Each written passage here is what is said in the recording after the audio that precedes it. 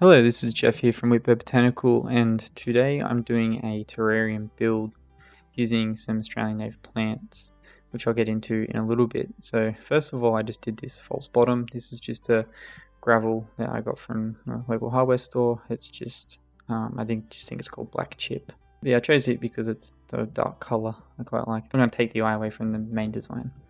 So then I just cap that off with a sort of barrier layer. This is just some fiberglass flat screen. This is just to keep the substrate out.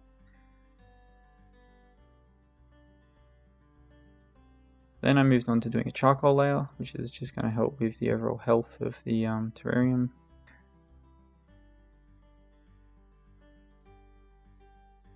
I then moved on to adding the substrate. This is just a little blend I made with just some cheap potting mix, which already has quite a bit of chip and stuff in it. I then just added some sphagnum moss and a little bit of charcoal, and then also some coir bark, which just adds a bit of some larger particles to help with drainage and help keep the mix nice and fluffy for hopefully a longer period of time than just a straight potting mix. I lost the footage, but after this I had to make up some more mix because I didn't have much made up, and I put in a lava stone into the center there as sort of a center piece of hardscape. I then got this piece of pine. It's a little pine twig that came off a larger log that I have cut in my yard for another purpose. Yeah, I liked how it looked. It sort of had a bit of a claw-like appearance, so I just cut it so I could fit it into the jar and sat it over the top of the rock. In hindsight, I would have super glued this on, but I didn't. I actually shifted slightly since since the end of the terrarium. Yeah, I quite like how it went there. I wanted it to kind of look like an old tree that sort of died and its roots were going down over the rock. Then we move on to the plants. So first of all, I have Viola hederaceae.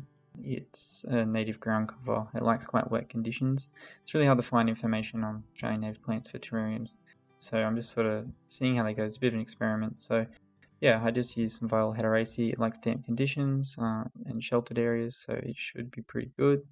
I'm hoping it sort of forms, because it can get quite large leaves when you use it as an indoor plant. It can reach for the light. I'm hoping that it will sort of form a bit of a canopy layer with its large leaves. And the next one I'm using is commonly a cyanea, which is another native ground cover plant. Again, it likes wet conditions. It's pretty hard. It can grow in a lot of different conditions, but it's got a bit of a different leaf shape and some different colorations. Sometimes you get a little bit of purple or red on the stems and leaves. This one particular one doesn't have that, but I'm hoping that I can get that to come around the back as sort of a bit more of a background plant to just add a little bit of texture in there. And then my third plant is Dichondra repens. So this has similar shaped leaves to the Viola, although kidney shaped, why it's called kidney weed. So I'm hoping that it will form a nice ground cover layer on the foreground of the build. I also have a couple of mosses. One of the mosses I didn't film putting in.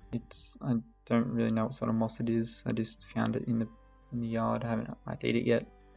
Oh, attempted to ID it yet, but it's going alright.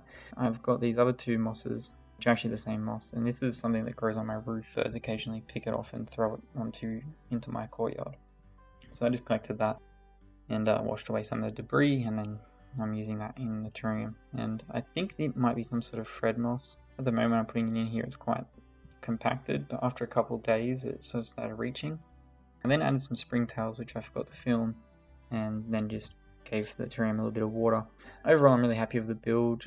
Unfortunately, I think I've not got the water balance right, so I've had to spend some time just wiping out the water over the since I've made it. So I'm sort of letting it fog up a bit and then wiping the excess water away. That's it for this one. If you enjoyed this video and you'd like to see some more terrariums and other plant related content, I plan on doing some more stuff and experimenting with Australian native species in terrariums, as well as doing some stuff with exotic plants, and then some just other general sort of plant-based content. So if that sounds interesting, then please consider subscribing, and if you like this video, give it a thumbs up. Yeah, that's it for this one. Thanks a lot for watching, and I'll see you on the next one. Bye for now.